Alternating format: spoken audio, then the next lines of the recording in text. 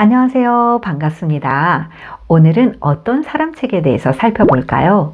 오늘 소개할 인물은 세계적인 이론 물리학자 알버트 아인슈타인입니다. 우리가 과학 분야의 최고의 거장을 떠올려 보라고 하면 마치 천재라는 대명사로 아인슈타인이 떠오르는데요. 하얀 머리에 혀를 쭉 내밀고 장난스러운 표정을 하면서 있는 그 아인슈타인의 사진, 그리고 아인슈타인의 어린 시절의 학교 성적표가 인터넷상에 막 떠돌아다녀요. 이런 걸 보면 위대한 과학자 참 고달프겠다. 어린 시절 성적표까지 이렇게 전 세계에 떠돌아다니는 걸 보면서 참 유명해지는 것도 꼭 좋은 것만은 아니구나 라는 그런 생각을 해보기도 합니다.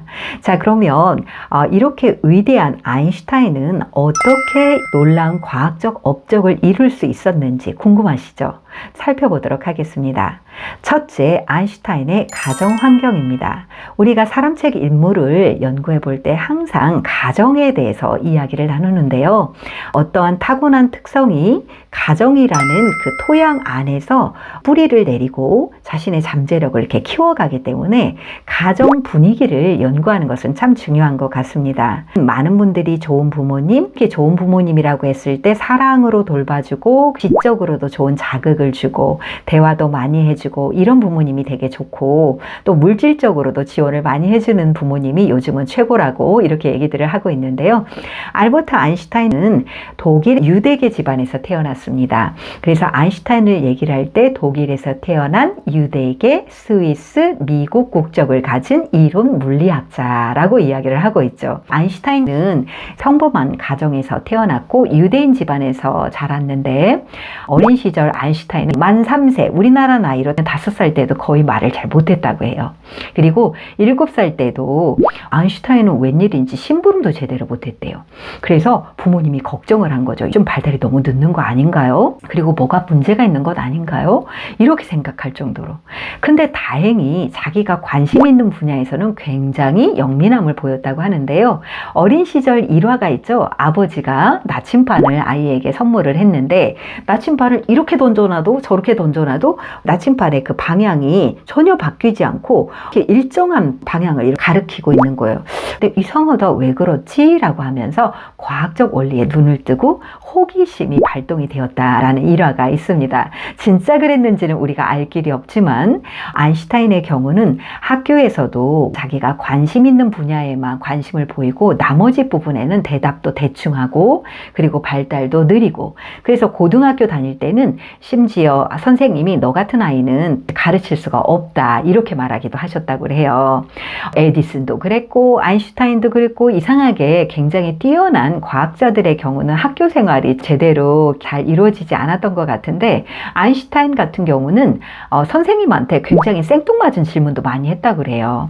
그때 당시에 선생님들은 일반적인 이론에 입각해서 학생들을 지도를 했는데, 아인슈타인은 혼자서 12살, 14살 때 미적분도 혼자 자기가 독학으로 배우고, 유클리드 기하학에 대해서도 관심이 있고, 또 과학적인 원리도 책을 읽으면서 굉장히 많이 알고 있었던 터라 선생님이 얘기하시는 그 과거의 이론들 중에 오류가 있는 부분이라든지 이렇게 볼 수 있지 않을까요? 라고 하는 엉뚱한 이야기를 할 때마다 선생님이 쓸데없는 이야기와 이상한 질문을 통해서 선생님한테 굉장히 모욕스럽고 당혹스러운 상황을 한다고 해서 이 아이는 좀 정상적이지 않다라고 생각해서 절레절레 고개를 흔들었다고 하죠. 그래서 결국 학교도 중퇴하고 그렇게 성장을 했는데요. 가정 환경을 보면 다행히도 부모님이 자녀에 대해서 그렇게 큰 기대를 갖거나, 또 아이가 이렇게 학교에서 부적응을 했을 때도 많이 혼을 내거나 부정적으로 하시지는 않고 아이의 어떤 주도성 있는 학업에 대해서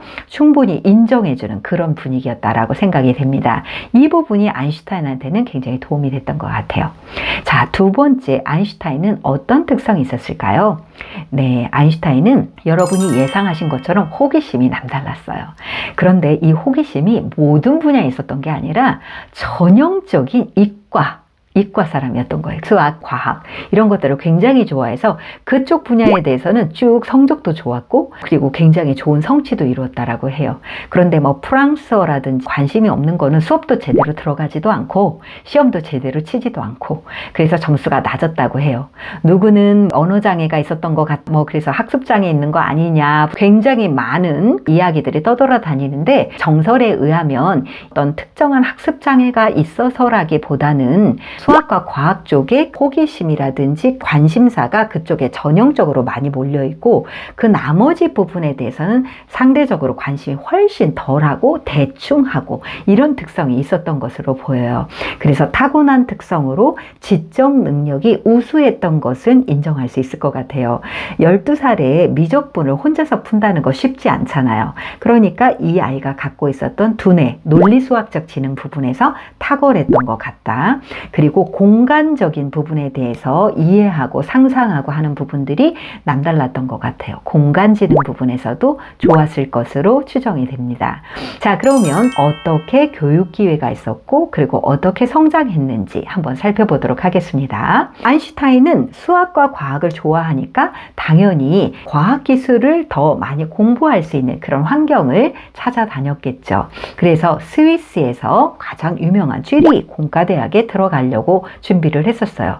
그런데 언어 성적이 좀 부족하다 보니까 바로 합격을 하지 못했고 1년 정도 기다렸다가 유예해서 들어갈 수 있었고 실제로 학교에서 공부를 하면서도 교수님들이나 선생님들께 많은 가르침을 받기도 했지만 굉장히 독자적인 주도적인 학습 성향을 갖고 있었고 그리고 좋아하는 것과 싫어하는 것들이 되게 명확했던 것 같아요.